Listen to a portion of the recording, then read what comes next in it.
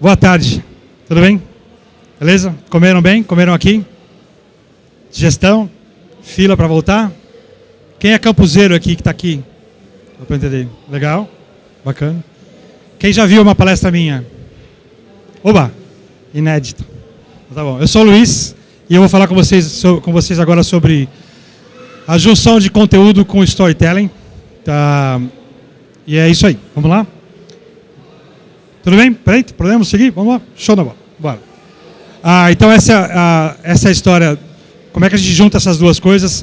Vocês vão entender porque rapidamente essa apresentação tem 3 atos. Tá? Essa é uma das primeiras lições que vocês vão ter. E tem muita dica aqui. Cada uma de tempos em tempos eu vou parar. Vou fazer uma coisa tipo, olha, é uma referência importante. Então tem muita coisa para anotar e para vocês usarem para a vida depois. Tá? Então, quais são esses 3 atos? Meio óbvio, mas eu vou passar de qualquer forma. Primeiro vamos falar de storytelling. Depois a gente vai falar de conteúdo. Surpresa. E depois vai falar de conteúdo mais storytelling. Beleza? Então, começando com... antes disso, por que a gente está aqui? Por que essa história toda que tem a ver com... por que conteúdo hoje, né, virou uma coisa tão importante, tão hype, que as pessoas comentam muito? E esse é um ponto de vista muito particular, mas isso eu compartilho disso com algumas pessoas que trabalham diretamente. Vocês estão me ouvindo bem? Tá legal. Aqui eu não estou me ouvindo bem, então só para saber. Compartilham dessa história de entender muito de conteúdo, que é isso. Esse é um livro que fala muito dessa evolução de como é que o storytelling tem aparecido na comunicação de maneira geral.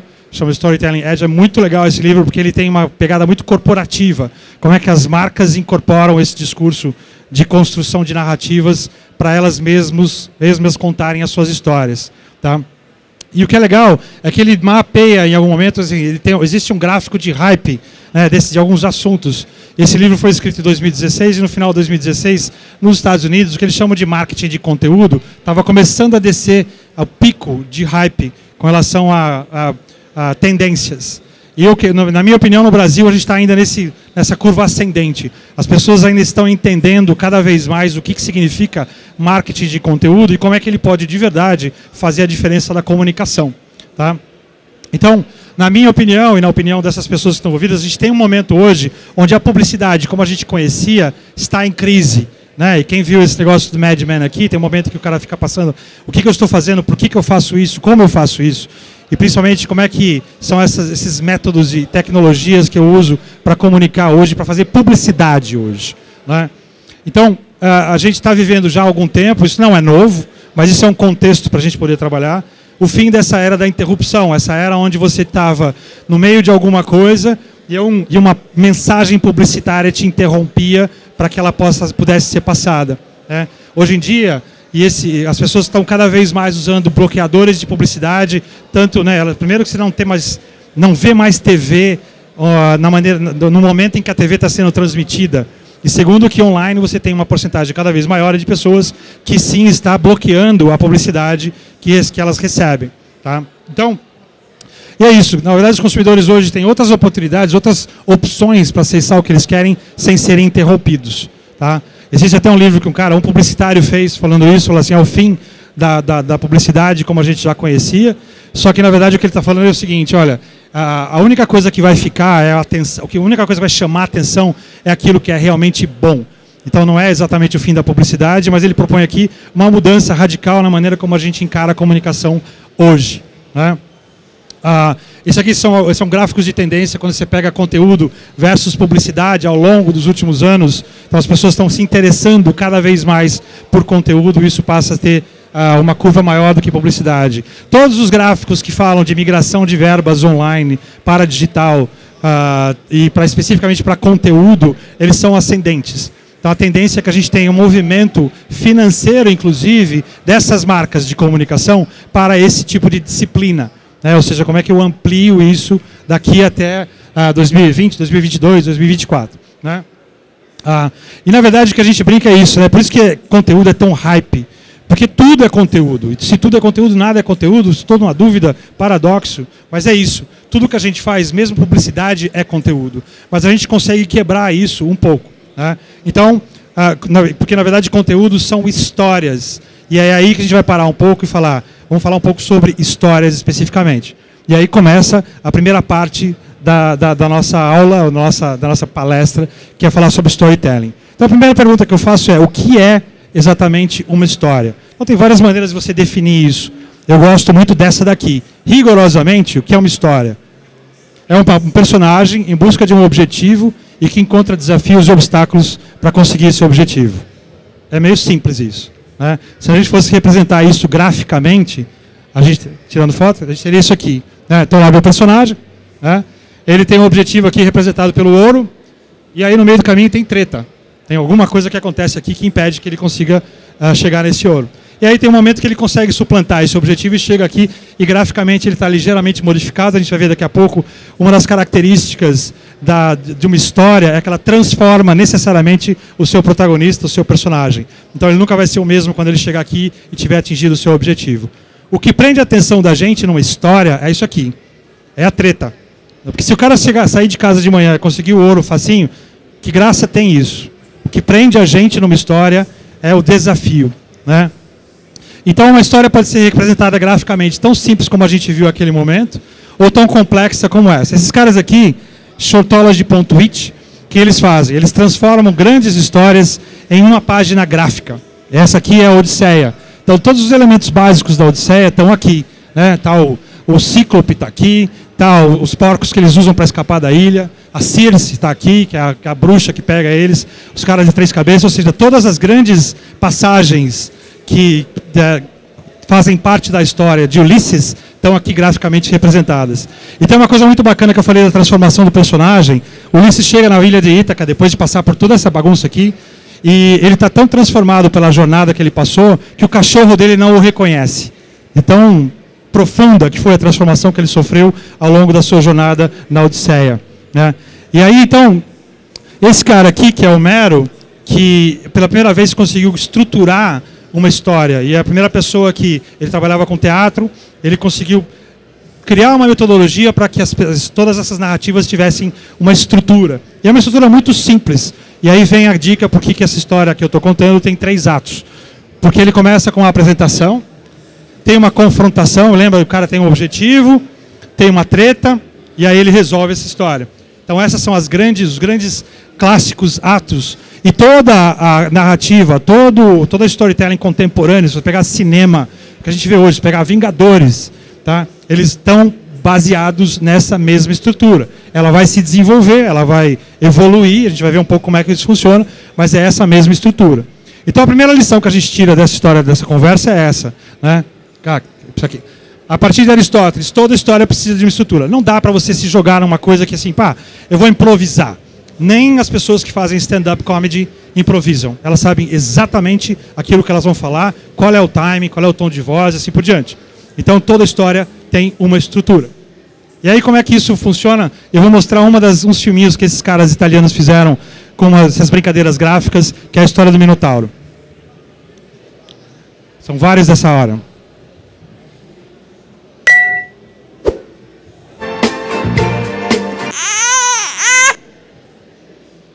Bom, 1, 2, 3, 1, 2, 3, 1, 2, 3. Uma estrutura muito simples, conta a história do Minotauro de maneira muito objetiva e direta. Tudo isso tem muito a ver com um cara que começou a estruturar, não só ele pegou essa coisa dos 3 atos, mas ele foi profundamente em pesquisar como as pessoas contavam histórias ao redor do mundo. Vocês devem conhecer esse sujeito, ele se chama Joseph Campbell. Ele foi o consultor do Guerra nas Estrelas, o nosso grande amigo... Hein? Não é isso, Jorge Lucas, obrigado. Doutor Petudo. E aí, então, toda a saga de Guerra nas Estrelas, ela foi criada a partir do que esse cara definiu. Ele foi para várias culturas, ele escutou muitas histórias, e ele percebeu que todas essas histórias tinham alguma coisa em comum. Elas todas tinham um certo padrão. E ele definiu esse padrão como sendo a jornada do herói, são 12 passos da jornada do herói. E é importante que a gente vai contar a história, é saber como é que funciona isso. Então tem lá no começo, eu estou no meu mundo, bonitinho, aí eu tenho um chamado para aventura. Eu falo, não tenho nada a ver com isso, não sou eu, me erra. Aí vem um mestre do cara e fala assim, não, é você mesmo, você tem que levantar, tal. Aí você sai, né, para a aventura, depois que você saiu, você não volta mais. Aí você tem cruzamento desse limiar, você vai entender quem são os seus amigos, quem são os seus inimigos, você vai passar por testes para entender se você está preparado para aquela jornada. Você vai chegar no momento mais profundo aqui, que é essa caverna profunda.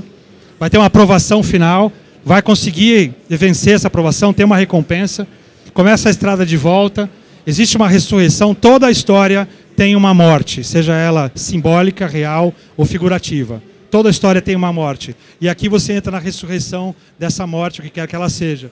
E aí ele volta para casa com um elixir, que também pode ser físico, pode ser um tesouro, mas pode ser simbólico, pode ser uma paixão, um beijo, uma flor, um sorriso, né? Mas tem alguma coisa. Então vocês percebem que aqui já tem as divisões em 3 atos, e não por acaso a jornada começa amarela e termina laranja, por conta daquela história da transformação que eu falei para vocês. Todo protagonista se transforma ao longo dessa jornada. Tá? Então, e não dá para você falar de Campbell, falar de Jornada do Herói, sem você falar dessa moça aqui, que chama Maureen Murdock, que o que ela fez? Ela falou assim, e a mulher, né? Porque todas as narrativas que foram coletadas por ele tinham um homem como personagem central. Então ela faz uma adaptação da jornada do herói para a jornada da heroína, levando em consideração as questões que são específicas do feminino, o que é muito bacana. Então isso tem que ser contextualizado. Tá? E ela faz essa jornada da heroína, desculpa. Então o que o Campbell nos ensina?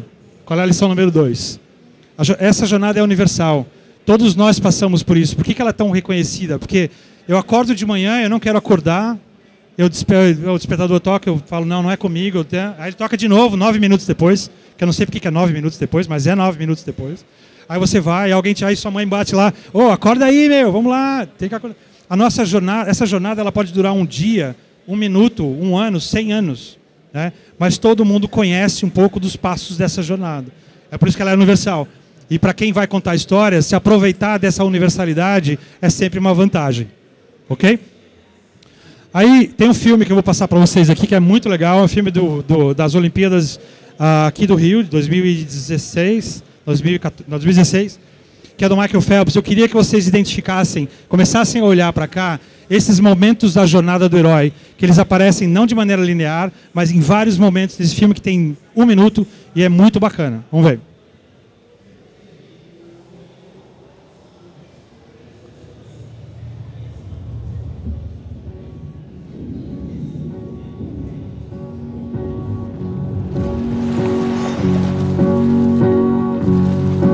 It's the last goodbye, I swear. I have no regrets, for the past is behind me. Tomorrow reminds me just where.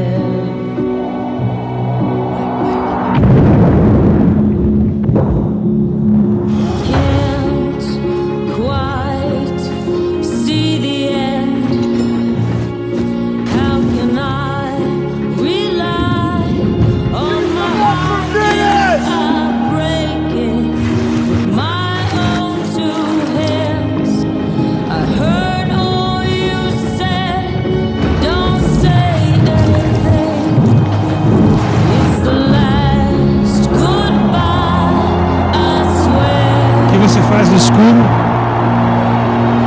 te coloca na luz.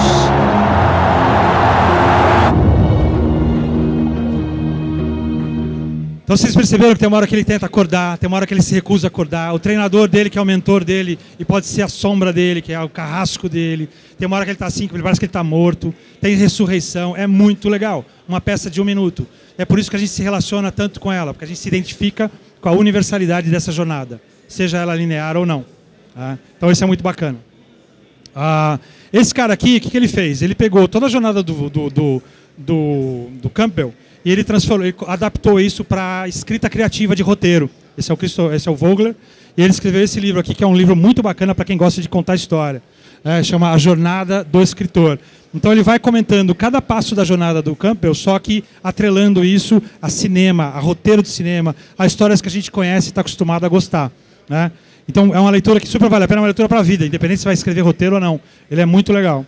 Tá? E uma das coisas que o Vogler nos ensina são esses arquétipos. Então, como é que eu trabalho dentro das histórias que eu vou contar com os arquétipos que são conhecidos dentro dessa mitologia que foi descoberta e concentrada pelo Campbell. Então eu tenho sempre um herói, lógico, é o cara que está aparecendo. E a gente tem que lembrar de arquétipo não como um personagem fixo, mas como um papel. Então esse cara, o Will Smith, ele, em algum momento ele pode ser herói, em outros momentos ele pode ser simplesmente o mentor de uma outra pessoa. Então eu tenho um mentor, né, que é muito legal, como é que eu ensino as pessoas. Eu tenho um aliado, alguém que está ali do meu lado, levando porrada junto comigo, é o Robin, né, dessa história toda. Eu tenho um arauto, que pessoas que fazem aquilo que eu preciso que façam. Né? Tem sempre um trapaceiro nesses perfis. Às vezes o meu arauto é um trapaceiro, às vezes ele me trai, ele está em todos os lugares. Eu tenho um outro que eu chamo de camaleão, né? E aí vocês vão ver nos personagens que correspondem a esses arquétipos e fica claro como é que ele funciona. Tá? Ele muda o tempo todo, às vezes ele é bom, às vezes ele é ruim, às vezes ele está querendo te ferrar, às vezes ele está te ajudando. Tá? Tem sempre um guardião desse limiar, alguém que guarda essas passagens do herói. Tá? E a sombra, que é, logicamente, o oposto do protagonista, o oposto do herói. E lembrem-se que isso aqui são papéis, não são necessariamente personagens fixos. Tanto que, no caso de Star Wars, spoiler, o Darth Vader, na hora, no finalzinho, ele fica bom. Né?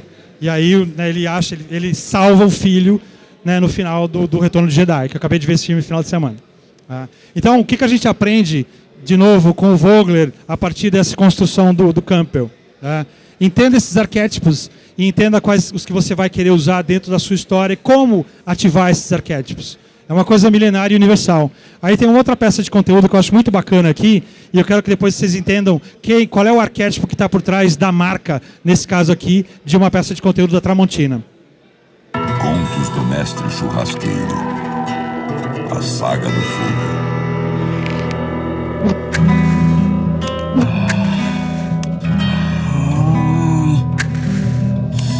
Inferno! Não consigo acender essa churrasqueira! Calma, garoto. Mestre! Estou aqui para ajudar. Traga uma garrafa. Mas, mestre, eu não bebo. Apenas faça o que eu digo. E traga papel. Coloque papel em volta da garrafa. E ponha no meio da churrasqueira. Bote carvão em volta. Tire a garrafa. E coloque fogo.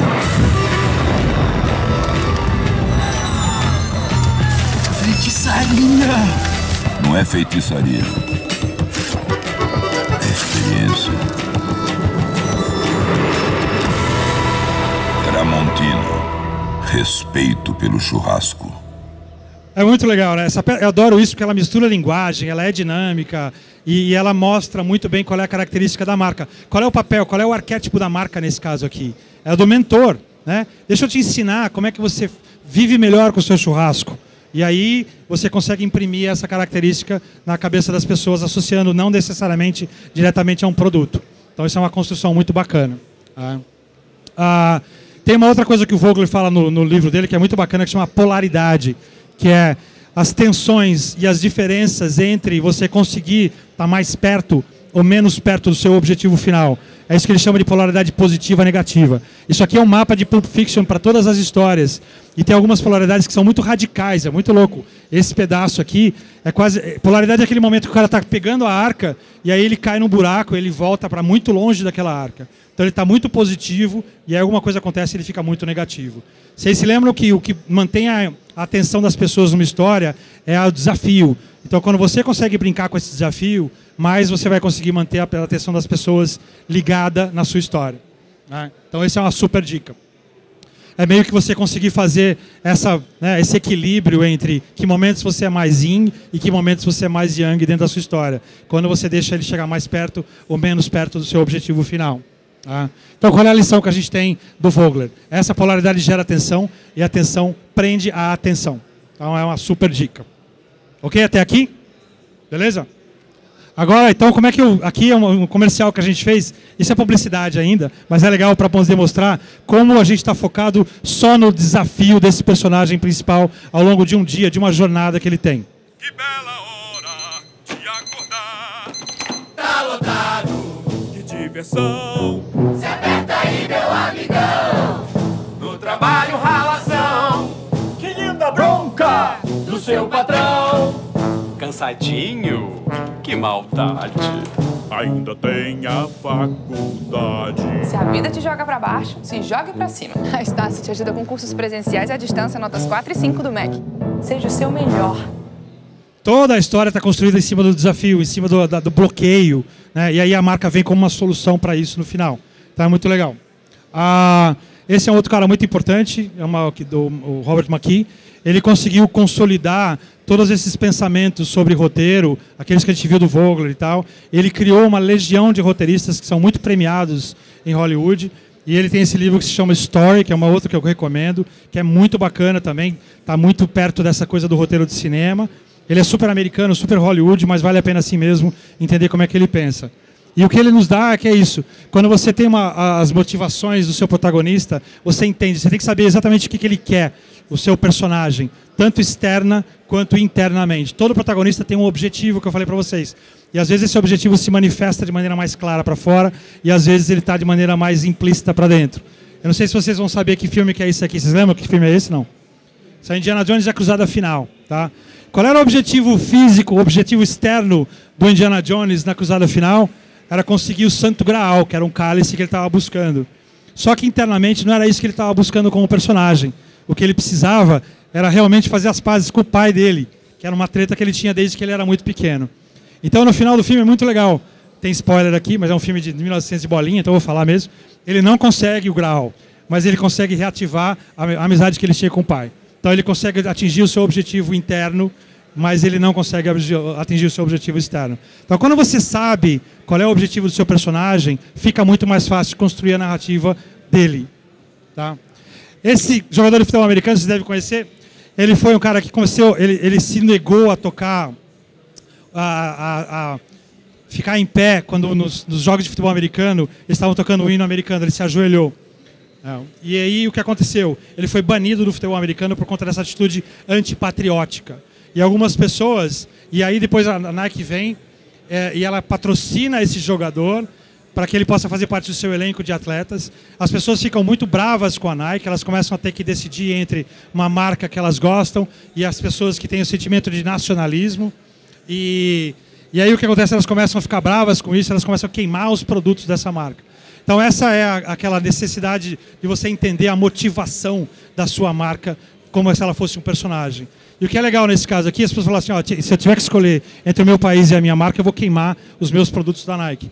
E é legal que a Nike entra nessa conversa e fala assim, tá bom, se você vai fazer isso, faça de maneira segura. Então deixa eu te ensinar a queimar os meus próprios produtos. Porque eu não vou abrir mão de patrocinar esse cara, porque ele faz sentido para mim, ele tem um propósito. E esse propósito coaduna com o propósito da minha marca. Então eu sei qual é o objetivo que eu tenho e eu vou bancar isso até o final. Tá? Então é muito bacana. E o Robert McKee tem um outro livro que fala um pouco dessa relação de como é que as marcas passam a gerar receita a partir do controle que elas têm sobre storytelling e sobre histórias de maneira geral.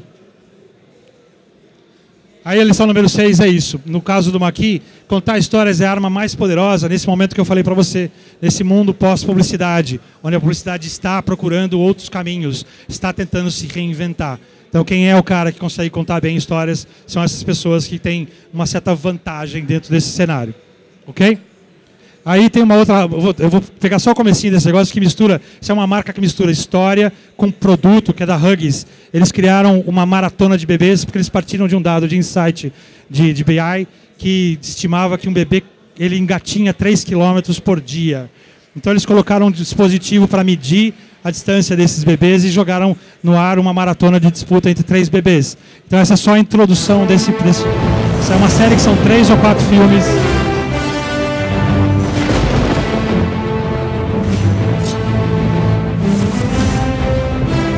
Então eles vestem esse dispositivo e eles começam a contar então essa corrida desses 3 bebês.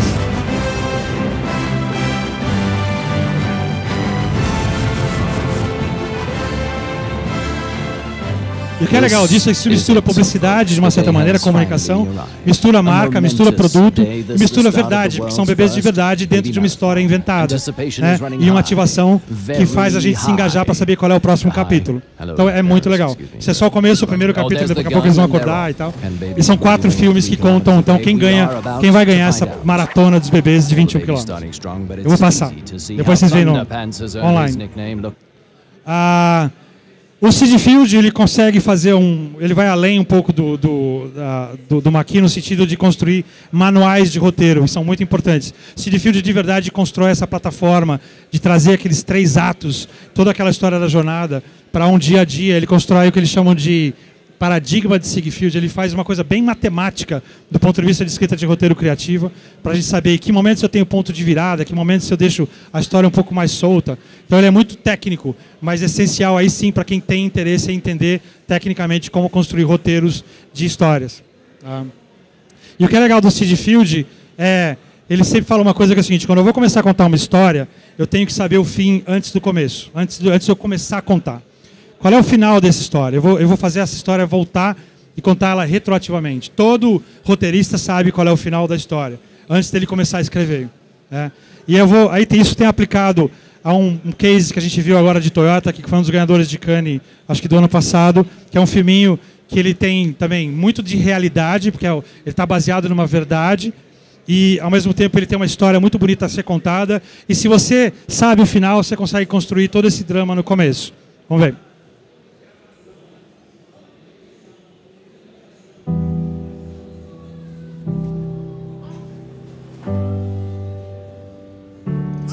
Ele diz assim: quais são as chances de uma medalha de ouro que essa criança tem? E ele vai baixando esse número de 1 em 450 milhões, e esse número vai baixando ao longo do comercial.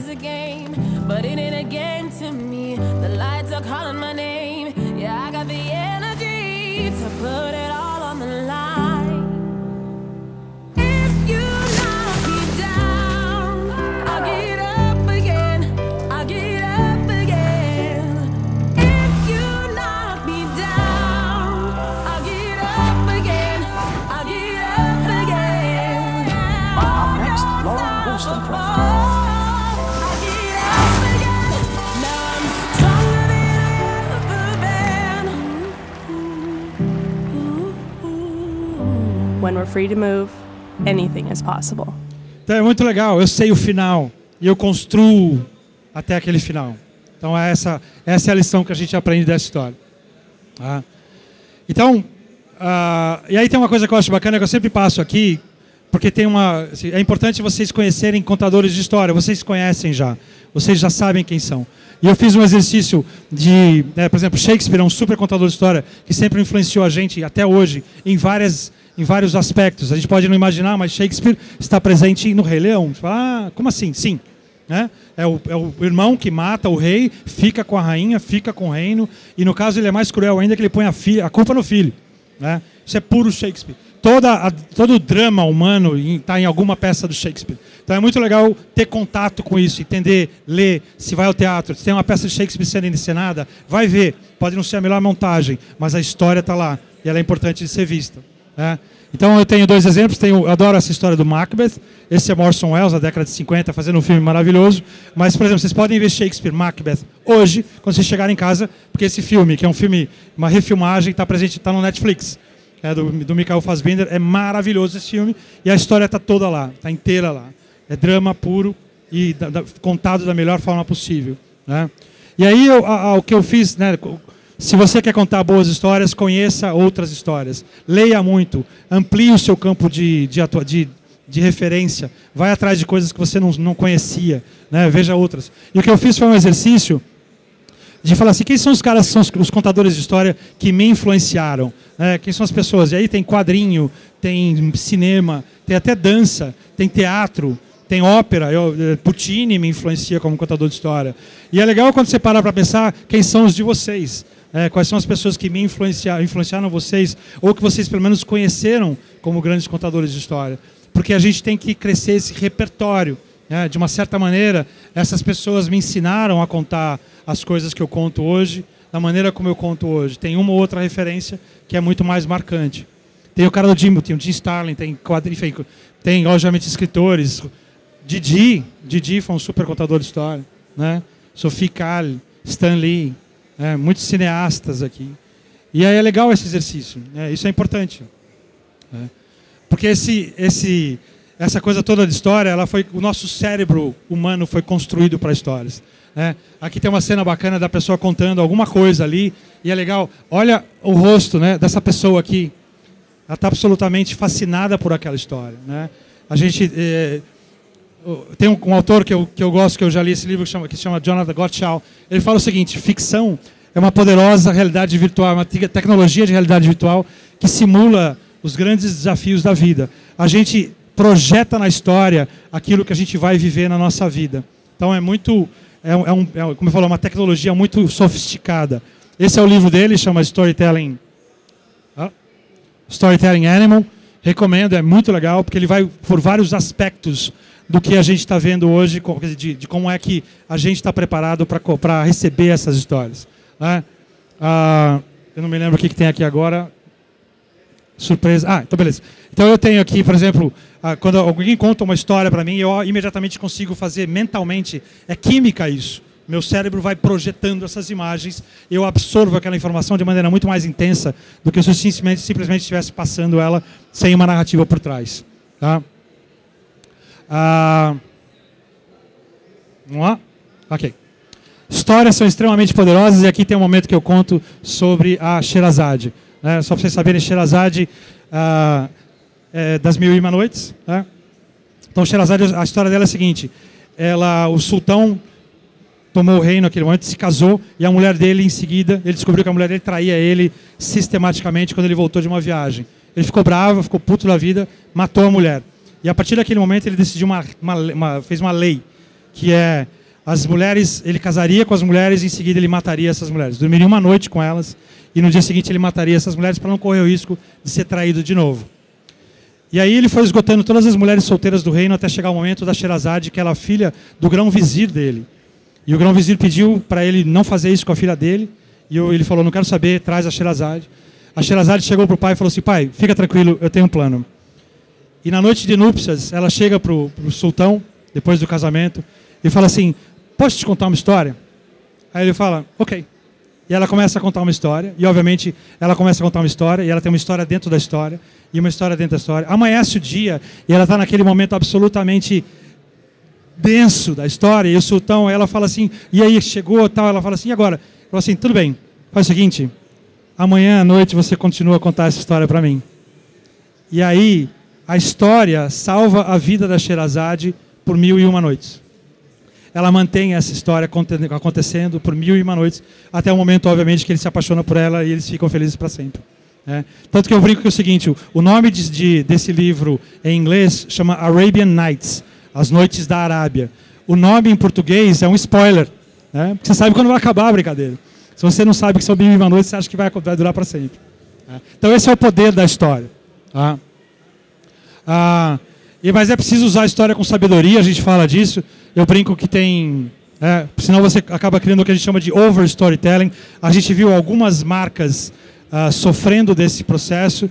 Então, é isso, né? Storytelling é um nome bonito, é como narrativa. É um nome bonito para conto do vigário. Então tem muito jeito errado de usar esse termo.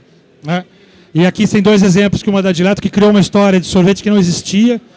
Era mentirosa essa história. E a outra era o do bem, que também criou uma história de um fazendeiro que não existia. E aí você lida com a credibilidade, né? Se você está mentindo sobre essa história, será que tem 1 litro mesmo nesse produto? Será que é laranja de verdade? Ou seja, eu perco a credibilidade geral da marca porque eu estou forçando a barra numa história que não existe. Né? Ela foi parar no Conar. E, como eu falei, histórias são conteúdo, então a gente vai falar um pouco de conteúdo. O que significa isso? Essa é a segunda parte do que a gente tinha para falar. Marketing de conteúdo está bombando cada vez mais, essa fagulha que faz com que a gente consiga ser muito direto, verdadeiro na nossa comunicação. Não é novo, esse é o Guia Michelin de 1900, a primeira atividade de marketing de conteúdo que a gente consegue identificar, porque os pneus rodavam muito na cidade de Paris. A Michelin falou assim: puxa, se eu levar esse cara, se eu fizer um guia com restaurantes fora de Paris, de repente ele vai gastar mais pneu e eu vou conseguir trocar melhor, ou trocar com mais facilidade esse pneu. Então foi a primeira grande estratégia de conteúdo para gerar um outro comportamento nos usuários com relação àquele produto. Né? E essa é uma ativação de social media que foi feita depois do Instagram em 1900, da marca de Michelin. Né? Então o conteúdo tem uma série de vantagens quando a gente fala de como é que ele deve ser usado do ponto de vista de comunicação. Tem uma relação de confiança, ele trabalha com o topo de funil, de awareness, ele ajuda em SEO, que é melhorar ranking de busca, né?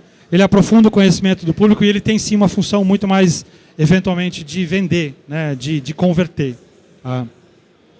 A gente fala que conteúdo ele funciona com a verdade da marca mais a verdade do consumidor, isso é uma coisa legal. Conteúdo tem muita verdade, né? Então eu tenho os interesses do meu consumidor de um lado e eu tenho a minha marca, os seus produtos e os assets dela do outro. Né? E a ideia é você achar um lugar onde as duas coisas se encontram. Vou ter que ficar aqui. Aqui no meio é que eu tenho esse conteúdo que engaja. Eu tenho que ter esse conhecimento das duas pontas para de verdade fazer essa diferença. E em torno disso tudo eu tenho conversas. Quando eu sei quais são as conversas que fazem parte desse universo, eu consigo ser ainda mais engajador. É aqui que eu tenho, consigo ser relevante. Então, o conteúdo é contexto, e é isso. Quando você consegue fazer uma relação entre a verdade da marca e a verdade do consumidor dessa marca, você está trabalhando dentro de uma coisa que é muito mais relevante para esse consumidor. Né? E, logicamente, como eu falei, sempre conto uma história fazendo isso. Mesmo produzindo conteúdo que seja para mídias sociais e assim por diante. E aí tem uma referência dessa moça aqui, que é a Pamela Douglas, ela que conseguiu escrever um livro sobre como escrever roteiros para séries americanas, numa época em que as séries ainda eram transmitidas pela televisão, e elas duravam 22 capítulos ao longo de uma temporada. Muito do que a gente viu crescendo era isso. E o que é legal da Pamela Anderson, ela fala de arco narrativo. Né? Então aqui são cinco personagens, cada um deles tem uma presença maior ou menor ao longo de uma temporada. E essa regra continua sendo válida até hoje. Né? Então tem um personagem que ele é flat, ele aparece aqui o tempo inteiro aqui. Tem um personagem que ele some em alguns tempos, depois ele volta. Tem um personagem que ele tem grandes momentos e depois ele fica menor. E alguns que são consistentes. Tem uns que morrem. Né? Tem um que morre aqui. Ó. Esse cara morre no final. Tá? Então é muito legal quando você começa a entender qual é o arco narrativo que você quer criar. Né? Então quais são os arcos de história que a gente quer contar e como eles se comportam ao longo do tempo que eu tenho para contar essa história. Tá? Então aqui são possibilidades narrativas que eu vejo, e eu estou falando de um arco narrativo, esse é um case que a gente fez de uma mulher que se descobre tentando voltar o seu cabelo cacheado depois dele ter sido alisado. Então tudo isso faz com que a gente construa todo um processo de conteúdo ao longo de cada passo dessa jornada, desse arco narrativo de uma mulher que tem que voltar a ter o seu cabelo cacheado depois dele ter sido alisado. E, logicamente, a gente trabalha com conteúdo e com comunicação especificamente para ajudá-la nesse processo e nessa jornada. A gente transforma esse contexto em oportunidades de negócio. Tudo isso faz com que as pessoas se engajam mais com essas marcas e faça sentido do ponto de vista de negócio também. Então, eu estou falando de contexto. Geralmente o que a gente faz é identificar um contexto. Esse contexto me dita qual é o canal mais adequado para que essa conversa possa acontecer. E a partir desse canal é que eu defino o formato específico onde essa conversa vai rolar. Eu sempre parto, na minha estratégia de conteúdo, do contexto. Ele é a coisa mais importante, porque é aqui que a conversa acontece. Tá? Logicamente, eu tenho vários contextos que podem conviver nesse processo. Eu acho... Não, vamos lá. Pular. Alguma coisa? Não, tudo bem, não, acho que deu. Então a gente falou de história, falou de conteúdo, falou de contexto, agora a gente junta tudo isso. Né? E a gente junta contexto, conteúdo, mais storytelling, e aqui é basicamente um overview de algumas marcas que têm feito essa junção de maneira muito competente. Tá? E a primeira delas, eu vou voltar aqui.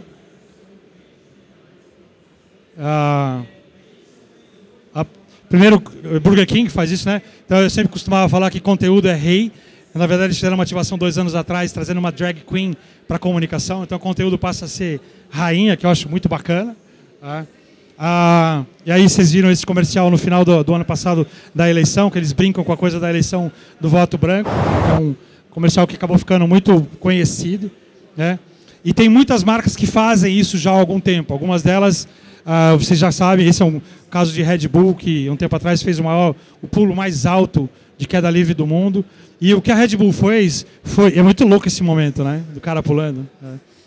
O que a Red Bull fez foi consolidar toda uma história a partir da geração de conteúdo. Então ela não é mais simplesmente uma geradora, uma fábrica de isotônico, mas ela é uma geradora de histórias que levam com ela o propósito da sua própria marca. Né? E isso é muito poderoso. Né? Então elas constroem essa trajetória. Por exemplo, essa aqui é o repositório de todo de conteúdo que é construído a partir das iniciativas de Red Bull. Né? Isso passou a ser um negócio para eles, muito mais do que vender isotônico. Passou a ser como eles engajam as pessoas no conteúdo que eles fazem de marca. Né? Há algumas outras marcas que já têm isso muito bem mapeado, uma delas é a Coca-Cola, que tem um programa para até 2020 criar excelência de conteúdo versus uma excelência, né, de marketing ou simplesmente de comunicação. Ela migra essas iniciativas todas. Né? Tem outras, tipo, isso aqui para mim é um super exemplo. O que a Lego faz? Ela faz quase que você compra a entrada no cinema para assistir um comercial de 2 horas. E você adora. Né? Ela fez isso lá atrás, ela repetiu isso com Batman, e ela está repetindo agora, que está nos Estados Unidos, já está em cartaz, a segunda versão do Lego The Movie. Então, isso é muito legal, porque ela muda totalmente a característica da marca. Ela vai para o entretenimento, né? Mas ela faz isso porque ela conta bem as histórias. Ela sabe qual é a história que ela quer contar e como. Né? E, obviamente, a gente tem... Deixa eu voltar, que eu acho que aqui... Deixa eu ver. E a gente tem a Marvel, que tem pela primeira vez, nunca antes na história do cinema, a gente teve uma amarração tão absolutamente bem feita de quais eram as histórias que tinham que se entrelaçar ao longo desse universo da Marvel. 10 anos fazendo isso, até culminar com agora Vingadores número 2 e, logicamente, a Capitã Marvel, que vai começar a estrear daqui a pouquinho. Ou seja, uma marca que sabe muito bem como usar os seus ativos em prol de uma história maior que é contada, com todos eles participando. E por último, o que eu acho muito bacana, esse é o prêmio, é o Golden Globe, o Globo de Ouro Awards, que premia séries. E essa moça aqui é da série The Marvelous Mrs. Maisel, que é uma série de comédia que ela está onde? Na Amazon Prime. Então eu acho muito maluco com essa mistura, quando você começa a ver um cara que nem o Jeff Bezos, que é o CEO da Amazon, etc., participando de uma premiação dos maiores prêmios de entretenimento e de histórias que a gente tem no mercado americano, né, que é o Globo de Ouro, e ganhando. Né? Então é uma mudança muito grande dentro desse universo de comunicação. E, obviamente, uma outra marca que faz isso muito bem, né, é a Netflix.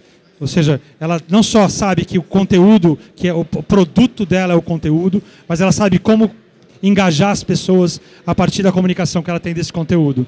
E aí, para fechar, chega num extremo tal em que você tem pela primeira vez uma produção de uma empresa que distribui conteúdo, sendo concorrente, aliás, muito favorita ao prêmio de melhor filme da maior premiação do cinema americano. Isso é Roma, para quem não reconheceu, e é um dos favoritos para ganhar o prêmio de melhor filme do Oscar. Então é muito maluca como essa transformação, como ela está tomando proporções, né, que a gente jamais esperava do ponto de vista de utilização, distribuição e estruturação de uma forma de contar histórias totalmente nova. E é isso. Acho que é isso. É isso aí. Obrigado, gente.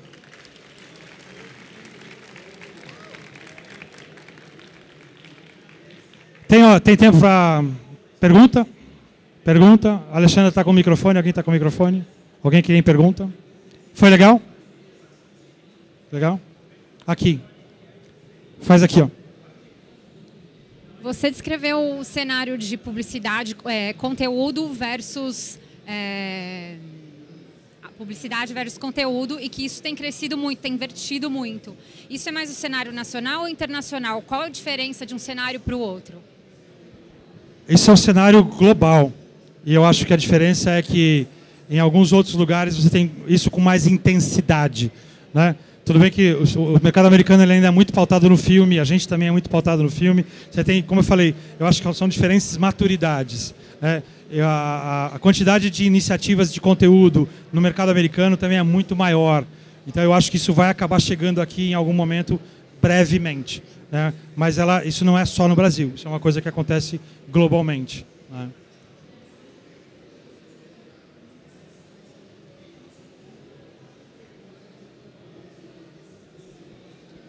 Oi. Tudo bem? Deixa eu te perguntar uma coisa. Até que ponto eu falo assim, porque tem todo um processo quando você fala do storytelling na publicidade e aplica a jornada do herói, etc. Mas quando entra na parte da identidade do autor e como ele absorve todos esses pontinhos dentro da jornada do herói, até onde a liberdade poética ela pode interferir na jornada do herói? É uma coisa que todos esses autores falam, inclusive, né, se você pegar o Campbell mesmo, uma metodologia de roteiro, ela não é para ser uma prisão. Né? Todos eles falam, cara, se você tiver alguma coisa, usa a tua criatividade e depois você vê se aquilo faz sentido, você faz uma estruturação retroativa. Né? Então é sempre bom manter, e a mesma coisa funciona para a jornada. Ela não vai ser aplicável para todos os casos, e você não precisa ser didático para falar, agora ele vai falar. Não, às vezes ela é mais sutil, às vezes ela acontece em alguns momentos, às vezes em outros.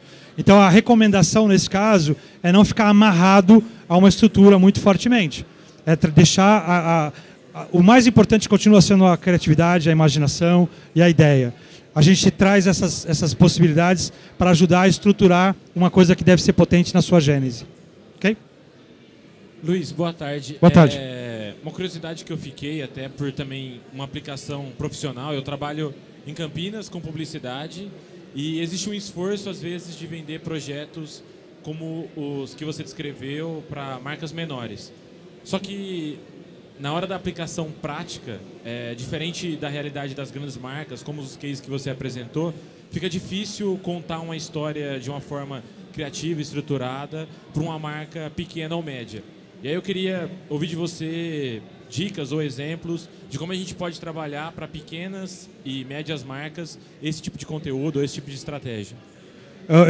Eu responderia a sua pergunta com dois aspectos. O primeiro aspecto é que, às vezes, o que trava numa coisa dessa é grana. Fala assim, puta, vai ficar caro contar a história. Então, nesse aspecto, a gente tem hoje, cada vez mais, uma diminuição de valor de custo de produção.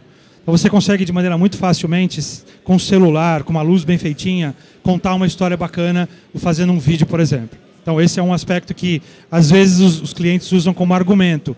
Mas eu não sou a Tramontina, não vou fazer esse negócio aí. Não, peraí, me dá aqui. Põe um vídeo parado aqui, eu faço um tabletop com várias coisinhas aqui, eu consigo fazer uma animação para você com um celular e uma folha de cartolina preta, se eu for bem rigoroso. E alguma coisa para apoiar meu celular. Então, esse aspecto é importante. Como é que você barateia um pouco e quebra esse argumento do seu cliente. E o outro aspecto é, às vezes, ele acha que a própria marca não tem potencial para contar uma história. E aí que entra isso.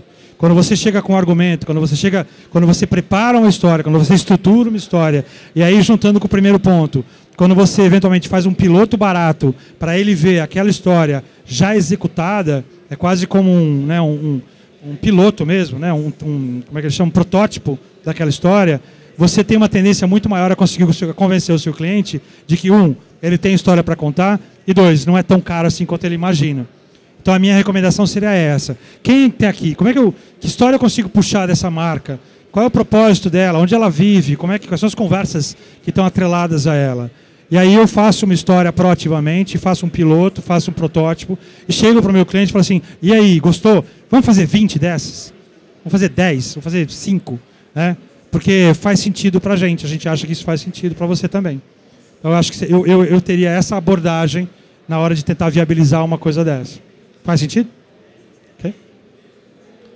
Acabou! Gente, muito obrigado pelo tempo, pela paciência, pelos aplausos. Valeu, valeu.